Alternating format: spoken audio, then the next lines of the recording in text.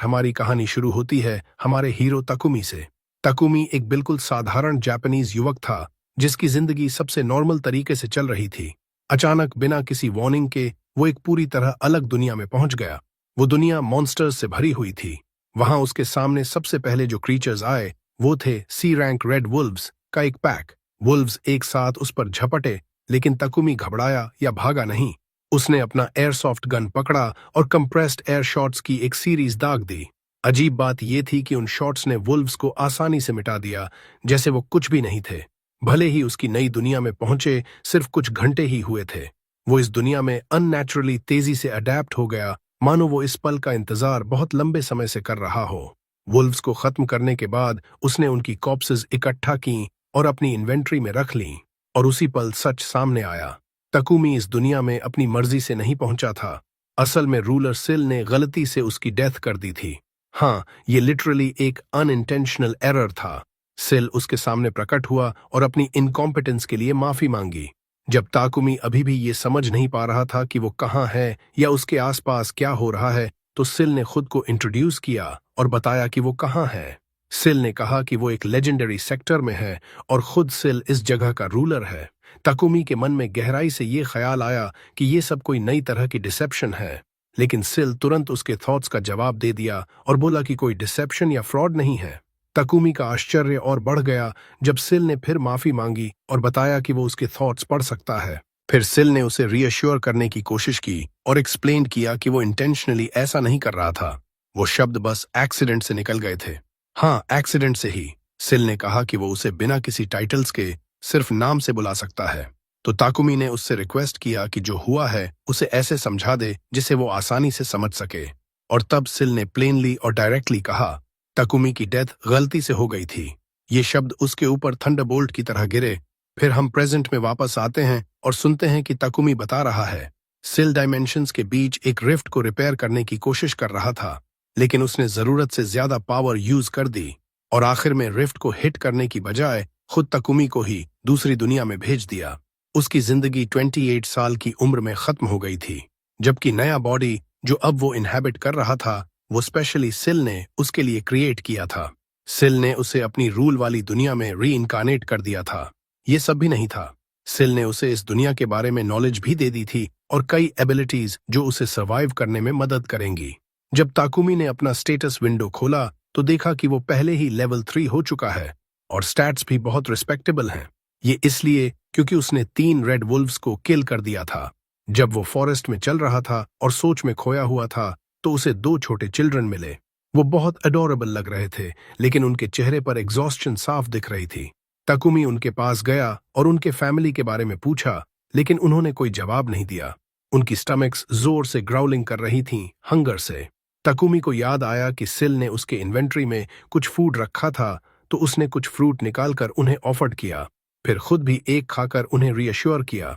उसके बाद दोनों चिल्ड्रन बड़े एंथुजियाज्म से खाने लगे। थोड़ी देर बाद उसे पता चला कि वो ट्विन्स हैं और ये बात पेनफुली ऑब्वियस थी। एक बॉय था और दूसरी गर्ल, लेकिन दोनों स्ट्रीट चिल्ड्रन जैसे ही लग रहे थे। अचानक तकुमी के लिए क्लोथ्स आ गए और उसने वो दोनों चिल्ड्रन को दे दिए। अजीब बात यह थी कि ट्विन्स एक ही इंस्टेंट में क्लीन और नीट हो गए। फिर तकुमी ने उन्हें बताया कि वो फॉरेस्ट छोड़कर नियर बाय सिटी की तरफ जाना चाहता है और पूछा कि क्या वो उसके साथ आना चाहेंगे, लेकिन उन्होंने जवाब नहीं दिया। जब तकुमी ने उनकी स्टैट्स चेक की तो पता चला कि दोनों 5 इयर्स ओल्ड हैं और किसी का भी नाम नहीं है। तब उसने फैसला किया और उन्हें एलन और एलेना नाम दे दिया। उसने उनसे कहा कि उसके साथ चलो।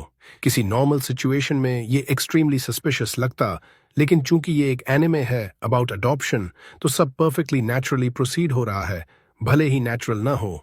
जैसे जैसे वो ट्रैवल कर रहे थे, तकुमी ने नोटिस किया कि दोनों चिल्ड्रन ईज से मूव कर रहे हैं और बिना किसी फटीग के उसके पीछे चल रहे हैं। इससे उसे लगा कि उनके बारे में कुछ स्ट्रेंज है। भले ही वो स्ट्रांग हैं, फिर भी चिल्ड्रन ही तो हैं। तो उसने सोचा कि थोड़ी देर रुककर उन्हें रेस्ट दे दे, लेकिन अचानक ट्विन्स आगे की तरफ डैश कर गए। तकुमी अलार्म में उनके पीछे दौड़ा और जब उसने सामने इनॉर्मस बोर्स देखे तो उसने मैजिक यूज करने से मना कर दिया ताकि किसी को एक्सीडेंटली हर्ट न कर दे। लेकिन वो एस्टोनिशमेंट से फ्रीज हो गया जब उसने देखा कि दोनों चिल्ड्रन मॉन्स्टर्स को ईज से किल कर रहे हैं। उसी पल उसे समझ आया कि वो जेन्युइनली पावरफुल हैं। उसने उनसे पूछा कि उन्हें कैसे पता चला कि आगे मॉन्स्टर्स हैं, लेकिन उन्होंने सिर्फ हेड्स हिला दिए। तो ताकुमी ने कहा कि अगली बार ऐसा कुछ करने से पहले उसे वार्न कर दिया करो, क्योंकि वो शेयर फ्राइट से मरने वाला था। थोड़ी देर बाद ट्विंस ने फिर किसी मॉन्स्टर की प्रेजेंस सेंस की। ताकुमी ने अस्यूम किया कि शायद ये चिल्ड्रन पहले इस फॉरेस्ट में रहते रहे होंगे, जिस वजह से वो ऐसे एनवायरनमेंट के इतने अकस्टम्ड हैं।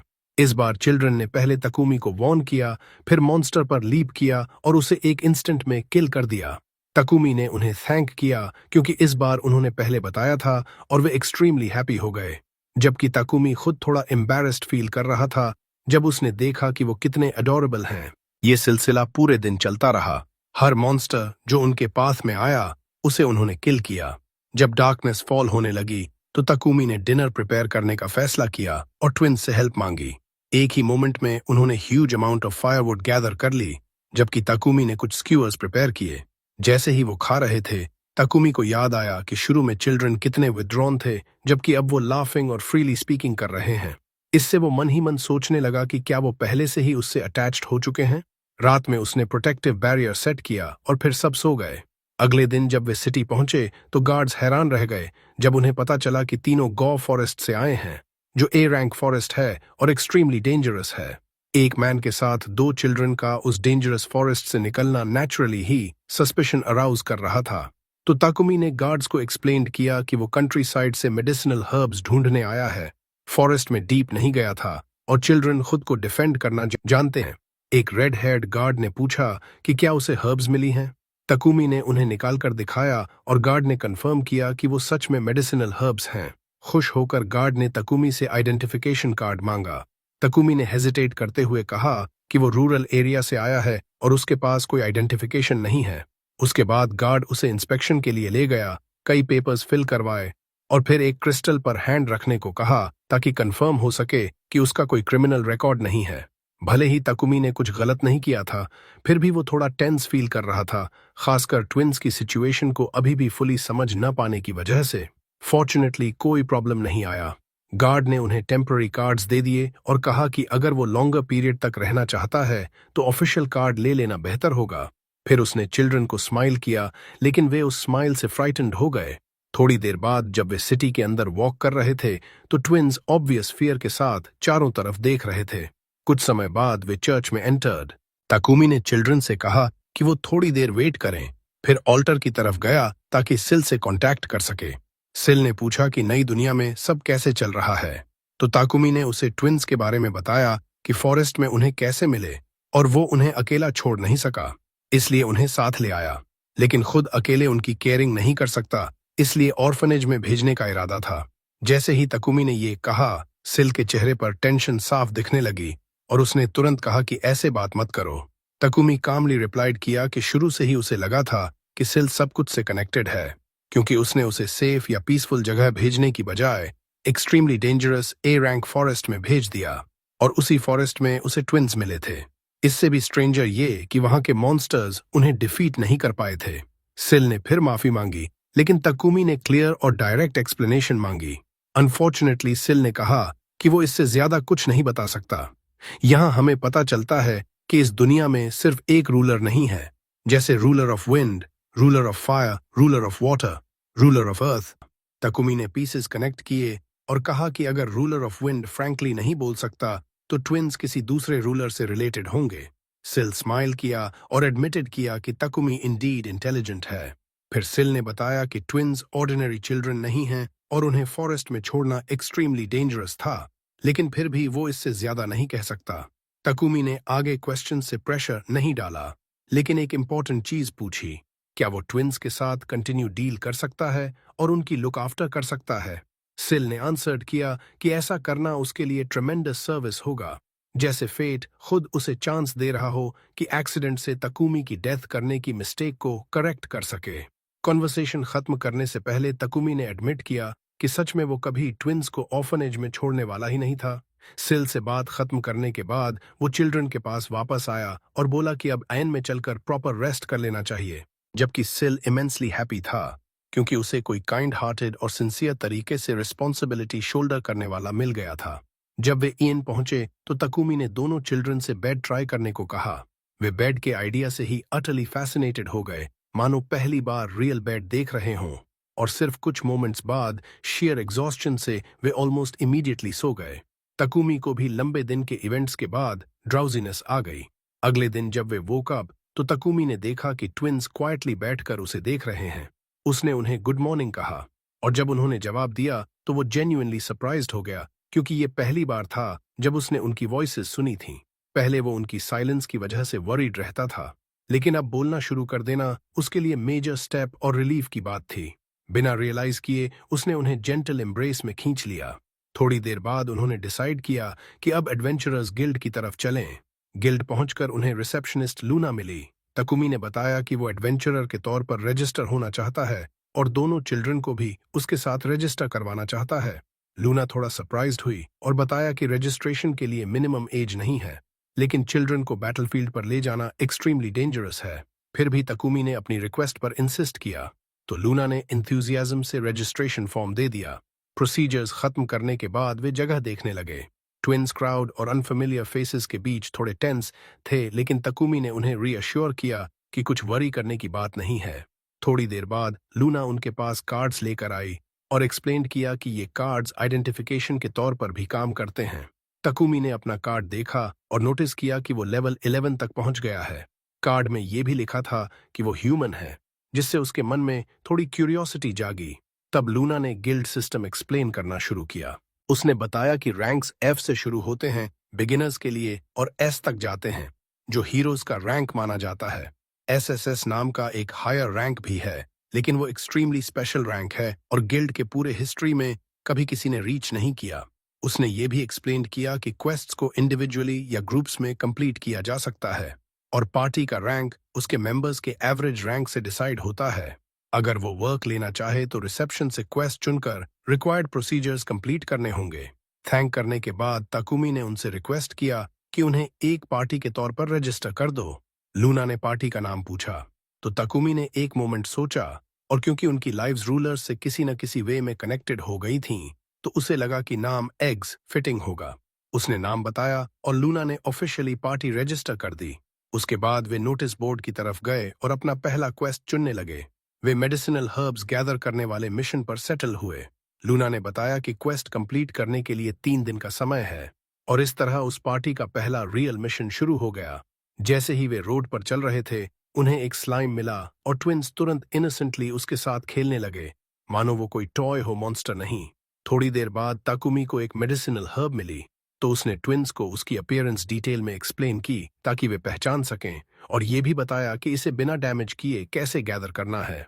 सरप्राइज ये हुई कि ट्विंस ने बहुत शॉर्ट टाइम में enormous quantity of herbs collect कर ली। जब वे गिल्ड वापस लौटे तो लूना उस अमाउंट से स्टन्ड रह गई जो उन्होंने सिर्फ हाफ अ डे में गैदर किया था। तकुमी ने कहा कि चिल्ड्रन ने ट्रेमेंडस एफर्ट लगाया है। लूना ने हर्ब्स की क्वालिटी कंफर्म करने के बाद उन्हें रिवॉर्ड दे दिया। तब तकुमी ने सिंसियरली ट्विंस को थैंक किया, क्योंकि वो मानता था कि क्वेस्ट को सच में उन्होंने ही कंप्लीट किया है। अचानक एक इरिटेटेड मैन आया और मॉकिंगली पूछने लगा कि गिल्ड के अंदर कुछ लिटिल चिल्ड्रन क्या कर रहे हैं।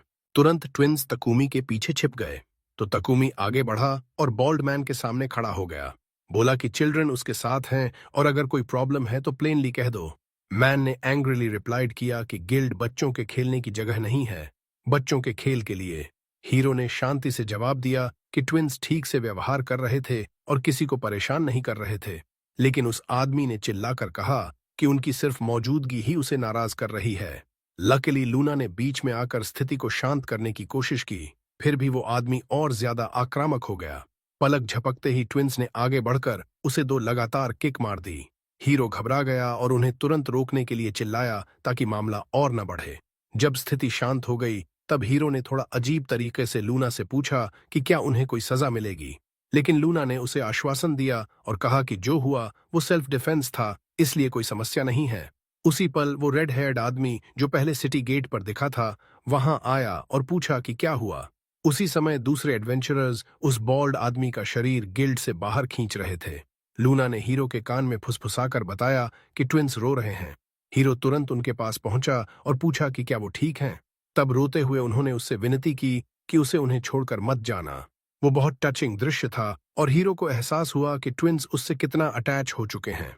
हीरो को याद आया कि शायद उसने उन पर थोड़ी आवाज ऊंची कर दी थी, इसलिए उसने जल्दी से उन्हें समझाया और कहा कि वो कभी उन्हें नहीं छोड़ेगा और कोई चिंता करने की बात नहीं है। फिर उसने वो सारी बात रेड हेयर्ड आदमी को बताई। उसने खुद को इंट्रोड्यूस किया और कहा कि उसका नाम ग्रैनोल रॉबिन है और वो शिरन हेडक्वार्टर्स का वाइस कमांडर है। हीरो ने उसे बताया कि बच्चों को लगा था कि वो उन्हें छोड़ देगा। रॉबिन को यह सुनकर बहुत बुरा लगा और उसने पूछा कि क्या वो कभी ऐसा कर सकता है। हीरो को यह सवाल सुनकर थोड़ा गुस्सा आया और उसने तुरंत जवाब दिया कि वो कभी ऐसा नहीं कर सकता।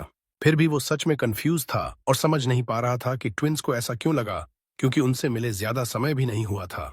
रॉबिन ने उसकी तरफ देखा और पूछा कि क्या वो उनके बच्चे हैं। हीरो ने इनकार में सिर हिलाया और फिर बताने लगा कि वो उन्हें जीए फॉरेस्ट में पहली बार मिले थे। उसने कहा कि वो नहीं जानता था कि वो खोए हुए हैं या अबैंडन्ड हैं, लेकिन वो उन्हें उस डेंजरस जगह पर अकेला छोड़ नहीं सका। उसके बाद उसने पूछा कि क्या हाल ही में फॉरेस्ट में किसी कार्ट या कैरावैन पर अटैक हुआ है। लूना को तुरंत एक पुरानी घटना याद आ गई। उसने बताया कि स्लेव ट्रेडर्स पर फॉरेस्ट में अटैक हुआ था और उन्होंने शायद बच्चों को मॉन्स्टर्स को डिस्ट्रैक्ट करने के लिए फेंक दिया होगा ताकि खुद बच सकें। इससे सारी बात साफ हो गई। हीरो ने रॉबिन से पूछा कि अगर वो ट्विंस को फॉर्मली अडॉप्ट कर ले तो कोई समस्या तो नहीं होगी। रॉबिन ने जब देखा कि बच्चे हीरो से कितना डीपली अटैच्ड हैं तो उसने कहा कि कोई समस्या नहीं है। उसने यहां तक वादा किया कि वो अपने वाइस कमांडर के पोजीशन का इस्तेमाल करके उनकी गार्डियनशिप को ताकुमी के नाम लीगली रिकॉग्नाइज करवा देगा। हीरो ने उसे शुक्रिया कहा, लेकिन उनकी बातचीत जारी होने से पहले लूना बीच में आ गई। लूना ने हीरो से पूछा कि क्या वो गॉफ फॉरेस्ट में गए थे, क्योंकि वो वहां के मॉन्स्टर्स से आने वाले मटेरियल्स में बहुत इंटरेस्टेड थी। हीरो ने उसे बताया कि उसके पास रेड वुल्व्स के कुछ मटेरियल्स हैं। लूना हैरान रह गई और उनसे मांगने लगी। उसी पल वॉल नाम का एक व्यक्ति आया और हीरो को सलाह दी कि उन्हें बेच दे, क्योंकि लूना ऐसे मटेरियल्स में बहुत इंटरेस्टेड है। हीरो ने मान लिया और मटेरियल्स बेच दिए और बदले में उसे अच्छी खासी रकम मिली। उसके बाद लूना ने रॉबिन की तरफ देखा और पूछा कि क्या वो गिल्ड मास्टर से बात करने वाले नहीं हैं। रॉबिन ने जवाब दिया कि एक्सपेडिशन कैंपेन की बात गिल्ड मास्टर से करनी होगी। ऐसे कैंपेन्स समय समय पर ऑर्गेनाइज किए जाते हैं ताकि फॉरेस्ट्स में मॉन्स्टर्स की संख्या कम रहे। अगर उन्हें अनचेक बढ़ने दिया गया तो वो अपनी टेरिटरी से बाहर निकलकर सिटीज को थ्रेटन करने लगेंगे। चूंकि फॉरेस्ट रैंक था, इसलिए एक्सपेडिशन छोटी संख्या में लेकिन ओवरवेलमिंग स्ट्रेंथ वाली होगी। फिर रॉबिन ने हीरो की तरफ देखा और कहा कि वो भी इस कैंपेन में शामिल होंगे। हीरो हैरान रह गया और पूछा कि वजह क्या है, जब वो अभी सिर्फ बिगिनर एडवेंचरर है। लेकिन वॉल बीच में आ गया और बोला कि बकवास बंद करो, क्योंकि रेड वुल्व्स के मटेरियल्स होने की बात कहकर तुम खुद इस सिचुएशन में घुस आए हो। हीरो को तब एहसास हुआ कि उसे शांत रहना चाहिए था और अपने शब्दों को ज्यादा सावधानी से चुनना चाहिए था। उसके बाद वॉल गिल्ड मास्टर से बात करने चला गया और जाते जाते हीरो से कहा कि भागने की कोशिश मत करना, क्योंकि वो ऑफिशियल रिक्वेस्ट सबमिट करने वाला है ताकि तुम्हें एक्सपेडिशन में ऐड कर दिया जाए। हीरो को लगा कि वो खुद को सीरियस ट्रबल में डाल चुका है, लेकिन उसके विचार अचानक कट गए जब उसने देखा कि ट्विंस कॉइन्स खाने की कोशिश कर रहे हैं। हीरो तुरंत उनके पास भागा और उन्हें रोक लिया ताकि कुछ बुरा ना हो जाए।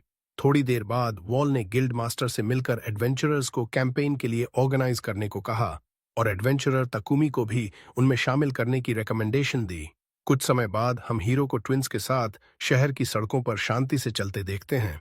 हालांकि नई दुनिया में आने के बाद पूरा महीना भी नहीं हुआ था, फिर भी वो इसमें बहुत अच्छे से अडेप्ट हो चुका था। दोनों बच्चों की बात करें तो पहले वो किसी भी स्ट्रेंजर से डरते थे, लेकिन अब वो शांत हो गए थे और अपनी नई जिंदगी में एडजस्ट हो गए थे। उनकी पार्टी, जिसका नाम एग्स था, वो 2 दिन काम और 1 दिन रेस्ट का सिस्टम फॉलो करती थी, जिससे उनकी एनर्जी बनी रहती थी। एक दिन जब वो ब्रेकफास्ट कर रहे थे तब हीरो ने कहा कि खाना बहुत डिलिशियस है, लेकिन उसे लगा कि कुछ मिसिंग है। चूंकि वो जापानीज था, इसलिए उसके लिए सोय सॉस के बिना खाना अधूरा सा लगता था। थोड़ी देर सोचने के बाद उसे याद आया कि इस दुनिया में सिर्फ 3 तरह की ब्रेड है, व्हाइट ब्रेड, बार्ली ब्रेड और होल व्हीट ब्रेड। तब उसे पुरानी डेकोरेटेड ब्रेड्स और स्वीट्स की याद आने लगी और उसे लगा कि उसे खुद ब्रेड बनानी चाहिए।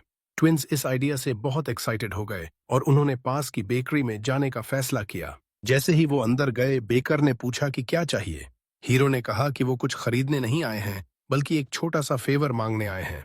उसी पल बेकरी का ओनर आया और पूछा कि मामला क्या है। उसकी बेटी मिशेल ने उसे बताया कि ताकुमी उनसे फेवर मांगना चाहता है। बेकर का नाम रैड था। हीरो ने खुद को इंट्रोड्यूस किया और बताया कि वो कुछ इंग्रेडिएंट्स जो उसके पास हैं उनसे एक खास तरह की ब्रेड बनाने की कोशिश करना चाहता है। मिशेल ने देखा कि एक इंग्रेडिएंट जैम था, जबकि दूसरा उसे अनजाना लगा। तब हीरो ने उन्हें बताया कि वो पेस्ट्री क्रीम है और इसे ब्रेड के अंदर रखकर ओवन में डालना होता है। रैड को एक्सपेरिमेंट करने में कोई आपत्ति नहीं थी, लेकिन उसने माना कि उसने पहले कभी ऐसी ब्रेड नहीं बनाई। इसलिए हीरो ने उसे स्टेप बाय स्टेप मेथड सिखाने का फैसला किया। जल्दी ही हीरो खुद बेकर बनकर उनके सामने ब्रेड बना रहा था, ताकि वो मेथड सीख सकें। रैड ने उसे इमिटेट किया और बहुत अच्छा परफॉर्म किया, जबकि एलन और एलेना भी एक्साइटेड होकर पार्टिसिपेट करने लगे। रैड ने हीरो से कहा कि उसे भी मदद करनी होगी, इसलिए हीरो ने कुछ एनको निकाला ताकि दूसरी तरह की ब्रेड बना सके। उन्होंने पूरे दिन और रात के कुछ हिस्से तक अलग अलग वैरायटीज बनाई। जब वो काम खत्म कर चुके तो ओवन से ब्रेड निकलने का इंतजार करने लगे। जब ब्रेड तैयार हो गई और उन्होंने टेस्ट किया, तब रैड और मिशेल उसके फ्लेवर से पूरी तरह हैरान रह गए। फिर उन्होंने हीरो से पूछा कि क्या वो इस तरह की ब्रेड बेकरी में बेच सकते हैं, और कहा कि वो कस्टमर्स को बता देंगे कि रेसिपी हीरो की है। उन्होंने कमीशन भी देने की बात की, लेकिन हीरो ने पोलाइटली मना कर दिया और कहा कि उसे पैसे की जरूरत नहीं है। उसके लिए बस इतना काफी है कि वो जब चाहे उनसे वो ब्रेड खरीद सके। सच कहें तो उसका एटीट्यूड बिल्कुल बिजनेस माइंडेड नहीं था। रैड ने कहा कि वो नई फिलिंग्स और अलग अलग वैरायटीज ट्राई करने के लिए एक्साइटेड है। एलन और एलेना को टेस्ट बहुत पसंद आया और उन्होंने कहा कि वो बहुत सारी खाना चाहते हैं। अगले दिन गिल्ड में लूना ने हीरो का स्वागत स्माइल के साथ किया और उसे प्रमोशन पर बधाई दी। हीरो को लगा था कि शायद थोड़ा बढ़ा होगा, लेकिन जब उसने देखा कि वो लेवल 13 पहुंच गया है और साथ में कुछ स्ट्रेंज स्किल्स जैसे लॉन्ड्री और सोइंग भी अक्वायर कर ली हैं, तो वो सरप्राइज्ड रह गया। सच कहें तो खुद उसे भी ये स्किल्स थोड़ी ऑड लगीं, लेकिन वो डिनाई नहीं कर सकता था कि डेली लाइफ में ये कितनी यूजफुल हैं। लूना ने उसे बधाई दी और कहा कि बिगिनर एडवेंचरर के लिए वो अननेचुरली रैपिड पेस से प्रोग्रेस कर रहा है। उसने ट्विंस की भी तारीफ की और कहा कि साफ दिख रहा है कि वो हार्ड और डिलिजेंटली काम कर रहे हैं। फिर उसने पूछा कि क्या उसने कभी डंजन विजिट करने के बारे में सोचा है। हीरो को तुरंत सिल द्वारा दी गई जानकारी याद आ गई कि इस दुनिया में 108 डंजन्स अलग अलग जगहों पर बिखरे हुए हैं। लूना ने बताया कि साइलिन के पास एक फेमस डंजन है जिसमें 15 फ्लोर्स हैं, और चूंकि सिटी के आसपास मॉन्स्टर्स की संख्या कम है, इसलिए बहुत सारे एडवेंचरर्स वहां जल्दी लेवल्स बढ़ाने जाते हैं। हीरो ने थोड़ा सोचा, फिर ट्विंस से कहा कि वो वहां जा सकते हैं और एक्सप्लोर कर सकते हैं, लेकिन लूना ने उसे चेतावनी दी कि डंजन अपेक्षाकृत पास है, फिर भी पहुंचने में आधा दिन वॉकिंग लगेगी और एक्सप्लोर करने में कई दिन लग सकते हैं। हीरो ने उसे आश्वासन दिया और कहा कि वो सिर्फ वहां जाकर जगह देखना और थोड़ा एक्सप्लोर करना चाहता है। लूना को राहत मिली, क्योंकि साफ था कि उसने समझा था कि हीरो पहली विजिट पर पूरा डंजन क्लियर करने वाला है। लेकिन सरप्राइज ये हुई कि जल्दी ही हीरो और ट्विंस डंजन के 3rd फ्लोर तक पहुंच चुके थे। ये एलन और एलेना की वजह से संभव हुआ था, क्योंकि उनमें एस्टोनिशिंग सेंस ऑफ डायरेक्शन था और वो हीरो को गाइड कर रहे थे। जैसे जैसे वो आगे बढ़े, हीरो ने नोटिस किया कि ये अर्थ डंजन है, यानी ज्यादातर मॉन्स्टर्स अर्थ एलिमेंट के हैं। उनके सामने एक जाइगेंटिक मोल जैसा मॉन्स्टर आया, लेकिन वो रिलेटिवली वीक लगा। हीरो ने ट्विंस से कहा कि इसे हैंडल कर लो, लेकिन वो बोल भी नहीं पाया था कि उन्होंने आसानी से उसे किल कर दिया। मॉन्स्टर डिफीट होते ही वैनिश हो गया और लूट छोड़ गया। हीरो ने उन्हें समझाया कि डंजन के मॉन्स्टर्स मरने पर डिसअपियर हो जाते हैं और लूट छोड़ जाते हैं, और कभी कभी ये ड्रॉप्स रेयर या वैल्यूएबल हो सकते हैं। ट्विंस ने जगह खोजी और पाया कि मोल ने सिर्फ एक विस्कर छोड़ा है, इसलिए वो स्माइल करते हुए आगे बढ़ गए। थोड़ी देर बाद हीरो ने सोचा कि अब ब्रेक का समय है और उसे डिनर तैयार करना चाहिए। फिर उसने एक मैजिकल टूल समन किया, जो बेसिकली एक स्टोव था। दृश्य बहुत स्ट्रेंज था, लेकिन साफ था कि उसकी एबिलिटीज उसे आसानी से अलग अलग टूल समन करने देती हैं। जल्दी ही खाना तैयार हो गया और ट्विंस ने टेस्ट करके बहुत डिलाइट महसूस की। खाने के बाद वो प्रोटेक्टिव बैरियर के अंदर पीसफुली सो गए, जो उनके आसपास के एरिया को सिक्योर रखता था। जब उन्होंने काफी रेस्ट ले ली तो उन्होंने फिर से जर्नी शुरू की और जो भी मॉन्स्टर मिला उसे डिफीट करते गए। वो फाइटिंग, ईटिंग और रेस्टिंग के इसी पैटर्न में जारी रहे जब तक वो 10th फ्लोर तक नहीं पहुंच गए, जहां उन्हें एक सीक्रेट रूम मिली जिसमें ट्रेजर चेस्ट था। हीरो ने उन्हें बताया कि ऐसे चेस्ट्स में वैल्यूएबल ट्रेजर्स हो सकते हैं, लेकिन उतनी ही आसानी से डेंजरस ट्रैप्स भी हो सकते हैं। इसलिए उसने पहला चेस्ट खुद इंस्पेक्ट करने का फैसला किया। जब कंफर्म हो गया कि वो सेफ है, तब उसने ट्विंस को खोलने दिया। अंदर उन्हें 2 पोशंस मिले, एक माना रिकवरी के लिए और दूसरा हीलिंग के लिए। लूट काफी सिंपल था, लेकिन उसी पल उनके पीछे एक ह्यूज मॉन्स्टर प्रकट हो गया और सिंक्रोनाइज्ड डबल स्ट्राइक से ट्विंस ने एस्टॉनिशिंग स्पीड से उसे किल कर दिया। बैटल के बाद हीरो ने वाइल्ड एप की हाइड ली और ट्विंस एक्साइटेड हो गए सोचकर कि ये हाईली वैल्यूएबल हो सकती है। हीरो को धीरे धीरे नोटिस हो रहा था कि ट्विंस में एक्स्ट्रॉर्डिनरी एबिलिटीज हैं, चाहे कॉम्बैट में हो या आसपास की चीजें सेंसिंग करने में। वो बिना डर के आगे बढ़ रहे थे और कोई भी मॉन्स्टर उनके सामने आता वो ऑलमोस्ट ऑटोमेटिकली डिफीट हो जाता था। इससे हीरो को राहत मिली कि वो बैड लोगों के हाथों नहीं पड़े। शायद यही वजह थी कि सील शुरू से ही उनके बारे में इतना कंसर्न्ड था। फिर भी कभी कभी हीरो को लगता था कि वो उन पर ज्यादा रिलाई करने लगा है। जब वो लॉस्ट होकर सोच रहा था तब ट्विंस ने उसे आवाज दी और पास के मॉन्स्टर की वार्निंग दी। जब उसने देखा तो वो पॉइजनस मड सर्पेंट था। उसने ट्विंस को वार्न किया और कहा कि इस मॉन्स्टर को उसे हैंडल करने दो। इस बार हीरो ने एक स्टोन उठाई और सर्पेंट पर फेंकी ताकि उसे डिस्ट्रैक्ट कर सके। फिर कटिंग विंड इस्तेमाल करके उसे स्विफ्टली किल कर दिया। तुरंत बाद बीस का स्वॉर्म आ गया। ट्विंस बहुत एक्साइटेड हो गए और खुद से उन्हें फाइट करने की इजाजत मांगी। हीरो ने मान लिया और उन्हें ट्राई करने का चांस दिया। शुरू में उनके स्ट्राइक्स प्रिसाइज नहीं थे, लेकिन उन्होंने हीरो के मेथड को कॉपी किया और स्टोन्स फेंकने लगे और उसी पल उनकी पावर फ्राइटनिंग तरीके से रिवील हो गई। हीरो खुश होकर उन्हें एंजॉय करते देख रहा था, इसलिए उसने उन्हें फ्रीली फाइट करने दिया, जबकि वो खुद बैठ गया और अपना सामान अरेंज करने लगा। जब ट्विंस ने बीज को डिफीट कर दिया तो उन्होंने मॉन्स्टर्स द्वारा छोड़ा गया हनी कलेक्ट किया और हीरो को दे दिया। हनी देखते ही हीरो बहुत एक्साइटेड हो गया और बोला कि हनी इथिल्डिया में बहुत एक्सपेंसिव मटेरियल्स में से एक माना जाता है। उस पल से ट्विंस हर बी के पीछे पड़ गए जो उन्हें मिली। हंटिंग खत्म करने के बाद हीरो ने उनके लिए फ्रेंच टोस्ट तैयार किया। ट्विंस बहुत ओवरजॉयड हो गए, लेकिन अचानक फिर से बीस का स्वॉर्म आ गया। इस बार हीरो खुद उन्हें हैंडल करने लगा।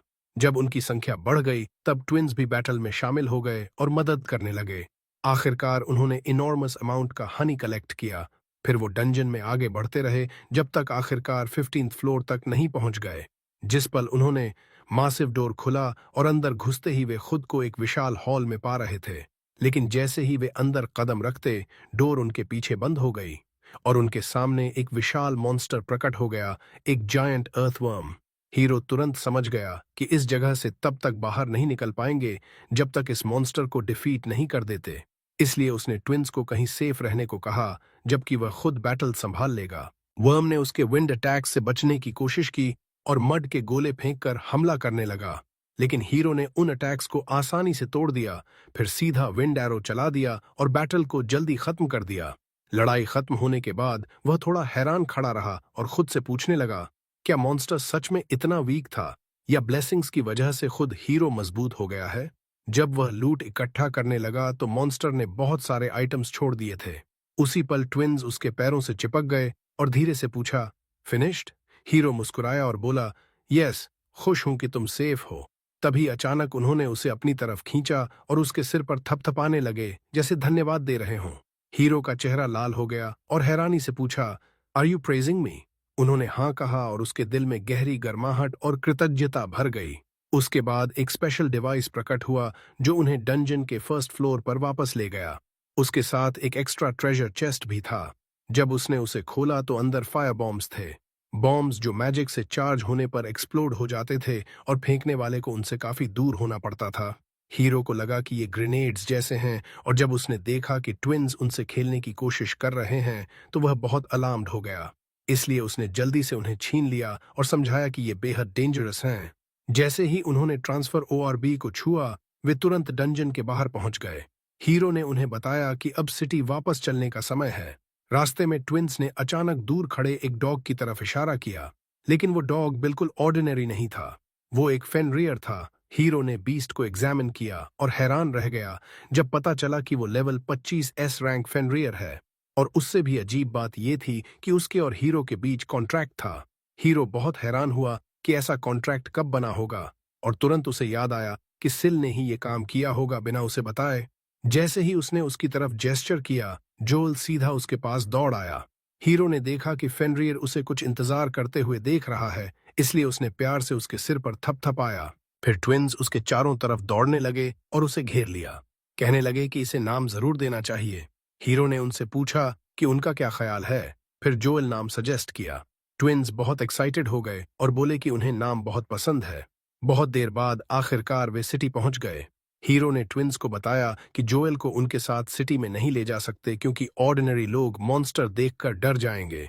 इसलिए उसने फैसला किया कि उसे अपने शैडो में हाइड कर देगा और समझाया कि मॉन्स्टर कॉन्ट्रैक्ट्स डार्क मैजिक का रूप हैं। इसलिए कॉन्ट्रैक्टेड बीस्ट खुद को हाइड करके गायब हो सकता है। थोड़ी देर बाद हीरो सिल से मिला और उससे कॉन्ट्रैक्ट्स और मैजिकल बीस्ट्स के बारे में पूछा।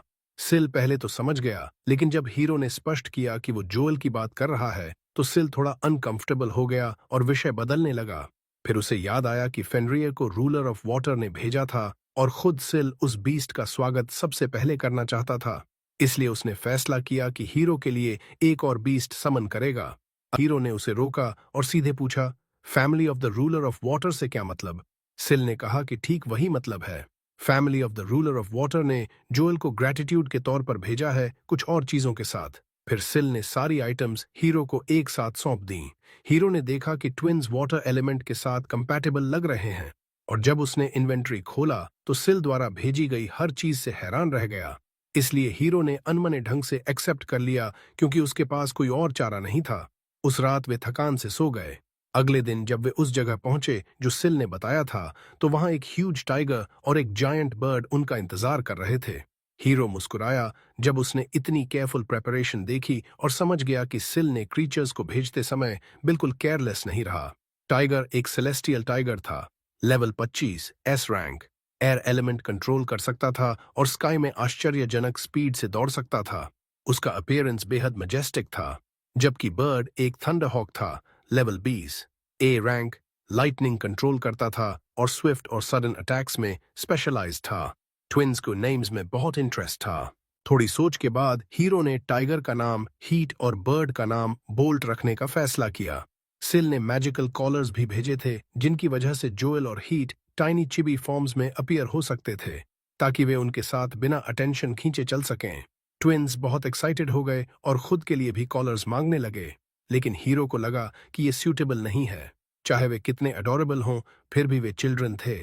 इसलिए उसने रूलर ऑफ वाटर द्वारा भेजी गई चीजों में से सेफ पेंडेंट्स ढूंढे जो ट्रैकिंग, रेजिस्टेंस और मैजिकल रीइंफोर्समेंट के चार्म्स वाले थे, ताकि ट्विन्स हमेशा सेफ रहें।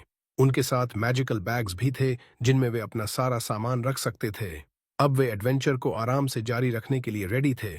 उसके बाद हम उन्हें सिटी में घूमते देखते हैं जब तक ट्विन्स एक टॉय स्टोर के सामने रुक गए और अंदर की हर चीज से मुग्ध हो गए। जब वे अंदर गए तो एलेना ने कुछ बहुत क्यूट हेयर टाइज चुने, और जैसे वो काफी नहीं था, उसने ब्लैक वाले भी चुने ताकि वे हीरो के कलर से मैच करें। हीरो उस सीन से अडोरेबल लगने की वजह से लगभग बेहोश हो गया। फिर और भी बोल्डर सीन आया। स्टोर में काम करने वाली वुमन ने ट्विन्स से डिस्प्ले पर रखे कुछ क्लोथ्स ट्राई ऑन करने को कहा। सच कहें तो ये बहुत क्लेवर मूव था, क्योंकि सैंपल क्लोथ्स में ट्विन्स इतने अनबिलीवेबली अडोरेबल लग रहे थे कि हीरो ने उनके लिए कई आउटफिट्स खरीद लीं। उस रात हीरो बैठा सोच रहा था कि एलन के लिए कोई स्पेशल गिफ्ट लाना चाहता है, लेकिन उसे पता नहीं था कि क्या चुने, क्योंकि इस वर्ल्ड में वो चीजें जो उसे पसंद आती वे एग्जिस्ट ही नहीं करती। इसलिए वो बात थोड़ी देर के लिए पोस्टपोन हो गई। अगले दिन उनके पहले ऑफिशियल मॉन्स्टर हंटिंग मिशन का समय आया इनसाइड गे फॉरेस्ट। उन्होंने अच्छे से प्रिपेयर किया, ब्रेकफास्ट किया और फिर नाइट से मिलने गए। वहां रॉबिन ने उन्हें वाइस कमांडर आइजैक रिनर से इंट्रोड्यूस किया। आइजैक थोड़ा अनईजी महसूस कर रहा था जब उसने दो छोटे बच्चों को फॉरेस्ट के डेंजर में जाने के लिए तैयार देखा, लेकिन रॉबिन ने उसे रीअश्योर किया और बताया कि ट्विन्स जितने दिखते हैं उससे कहीं ज्यादा स्ट्रांग हैं और रूलर्स उन्हें लिटरली प्रोटेक्ट कर रहे हैं, इसलिए उसे खुद की चिंता करनी चाहिए। उसके बाद रॉबिन ने उन्हें बताया कि वे ट्रांसपोर्ट कैरेज से फॉरेस्ट में जाएंगे, लेकिन कुछ स्ट्रेंज होने लगा जब हीरो को लगा कि कोई अनसेटलिंग और पिक्यूलियर गेज से उन्हें देख रहा है। एलन और एलेना ने भी इसे सेंस किया। हालांकि उस पल उनकी इंट्यूशन खास स्ट्रांग नहीं थी, फिर भी फीलिंग रियल थी। हीरो तय नहीं कर पा रहा था कि गेज हॉस्टाइल है या सिर्फ क्यूरियस, इसलिए उसने अलर्ट रहते हुए जर्नी जारी रखने का फैसला किया और उस फीलिंग के सोर्स को आइडेंटिफाई करने की कोशिश की। जब वे फॉरेस्ट पहुंचे तो रॉबिन ने प्लान अनाउंस किया। वे वहां 5 दिन रहेंगे और हंटिंग मिशन शुरू करेंगे। फिर उन्होंने कैंप लगाने के लिए सूटेबल जगह ढूंढनी शुरू की और दूसरे एडवेंचरर्स से थोड़ा अक्वेंट हो गए। वे ऑर्डिनरी लुकिंग लोग थे जो ज्यादा पावरफुल नहीं लग रहे थे, जैसे ब्लॉन्ड रूडोल्फ, ट्विन ब्रेड्स वाली गर्ल आयरिस, जो नाम का एक आदमी और उसके अलावा एक और आदमी। फिर उन्होंने एरिया एक्सप्लोर करना शुरू किया, और सब नॉर्मल चल रहा था जब तक ट्विंस ने नॉर्थ से एनिमी अप्रोच करते सेंस नहीं किया। गिल के पास डिटेक्शन एबिलिटी थी, फिर भी उसने एनिमी को थोड़ी देर बाद ही नोटिस किया, जिससे साफ हो गया कि ट्विंस की सेंसरी एबिलिटीज कितनी सुपीरियर हैं। एनिमी एक पावरफुल रेड वुल्फ था। नाइट अटैक लॉन्च करने से पहले ही ट्विंस उसकी तरफ दौड़ पड़े और इनक्रेडिबल स्पीड से उसे फिनिश ऑफ कर दिया, जैसे कोई बॉल से खेल रहे हों।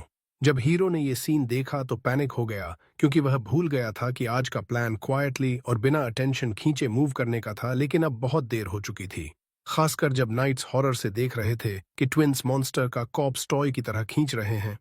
हीरो ने टेंशन कम करने की कोशिश की और कहा कि कुछ मूवमेंट और फाइटिंग दूसरों को भी करने दो, लेकिन रॉबिन ने जल्दी समझ लिया कि डिफीटेड वुल्फ सी रैंक था और बोला कि हालांकि वह जानता था कि ट्विंस टैलेंटेड हैं, लेकिन कभी एक्सपेक्ट नहीं किया था कि वे पूरी टीम को कैरी कर सकते हैं। हीरो के पास कोई चारा नहीं था सिवाय ये बताने के कि ट्विंस लंबे समय से फॉरेस्ट में रहे हैं, इसलिए नेविगेशन और हैंडलिंग में इतने स्किल्ड हो गए हैं। और सच में सब ट्विंस के पीछे पीछे चलने लगे, जबकि वे इंपॉर्टेंट प्लांट्स और मटेरियल्स इकट्ठा कर रहे थे।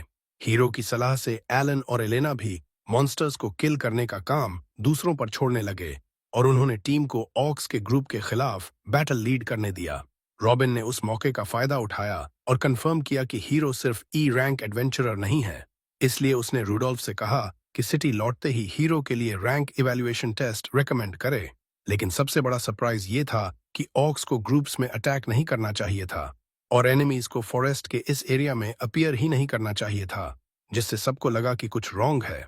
अचानक स्काई में रेड फ्लेयर दिखा और वो सिग्नल था कि दूसरे 2 यूनिट्स में से एक डेंजर में है।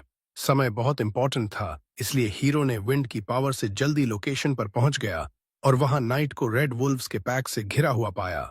बिना किसी हेजिटेशन के उसने और उसकी टीम ने उन्हें स्विफ्टली वाइप आउट कर दिया। जब वे दूसरों के पास लौटे तो माहौल फिर जोकिंग और लाफ्टर में बदल गया, जब तक उन्हें फिर वही स्ट्रेंज गेज महसूस नहीं हुआ, लेकिन इस बार वो क्लोजर था। उस रात हीरो शॉक्ड हो गया जब उसने एडवेंचरर्स द्वारा तैयार किए जाने वाले डिनर को देखा। सिर्फ मीट और वेजिटेबल्स वाला सूप, कुछ और नहीं। सच में वो भूख मिटाने के लिए काफी था, लेकिन हीरो की कल्पना से बहुत दूर था। इसलिए उसने पूछा कि आयरिस प्रॉपर मील क्यों नहीं बना रही, लेकिन टीम ने बताया कि उसका कुकिंग सबसे वर्स्ट है और अगर उसे किचन के पास आने दिया तो पॉइजनिंग से मर सकते हैं। इस बात ने हीरो को एक पल के लिए डिसबिलीफ में डाल दिया और वह सोचने लगा कि कैसे पॉसिबल है कि सारी विमेन अच्छी कुकिंग नहीं कर पाती। उसके बाद उसने इंस्ट्रक्शंस दे दिए ताकि वे रिस्पेक्टेबल डिनर बना सकें। अगले दिन हीरो को फिर लगा कि कोई उसे देख रहा है और जैसे जैसे समय बीतता गया फॉरेस्ट और भी स्ट्रेंज हो गया, क्योंकि पूरे दिन उन्हें लगभग कोई मॉन्स्टर्स नहीं मिले। स्थिति ऐसे ही चलती रही जब तक अचानक बदलाव नहीं आया और वे एक जाइगैंटिक ईविल सर्पेंट के सामने नहीं आ गए जो हर फिजिकल और मैजिकल अटैक को विथस्टैंड कर लेता था। हीरो तुरंत समझ गया कि ये एनिमी जेन्युइन डेंजर है, इसलिए उसने एलन और एलेना को डिस्टेंस पर रहने को कहा, जबकि वह और वॉरियर्स उस पर अटैक करने की कोशिश करते रहे, लेकिन कोई फायदा नहीं हुआ।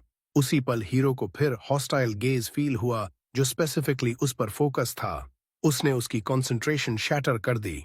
उसी इंस्टेंट ट्विंस इंटरवीन करने की कोशिश की, लेकिन मॉन्स्टर ने उन्हें वायलेंट ब्लो मारा और उड़ा दिया। सच में सिचुएशन डेंजरस इसलिए थी क्योंकि इस वर्ल्ड के 2 सबसे छोटे और स्ट्रॉन्गेस्ट बीइंग्स अब जमीन पर पड़े थे। उस पॉइंट पर हीरो का सारा कंपोजर खो गया, शुद्ध फियर और रेज से, क्योंकि किसी की मर्डरस इंटेंट और अपनी गलती की वजह से ट्विंस को चोट लग गई थी। उस पल उसके दिल का सारा गुस्सा इकट्ठा हो गया और उसने एडवांस्ड विंड मैजिक ट्राई करने का फैसला किया। नेचुरली वह खुद से एग्जीक्यूट नहीं कर पाता था, इसलिए उसने रूडोल्फ और दूसरों से कहा कि जाइगेंटिक सर्पेंट को डिस्ट्रैक्ट करें जबकि वह अटैक चार्ज करे। एडवेंचरर्स ने अपना पूरा जोर लगाया ताकि उसे टाइम मिले, और जब हीरो को लगा कि सब रेडी है तो उसने उन्हें पीछे हटने को कहा।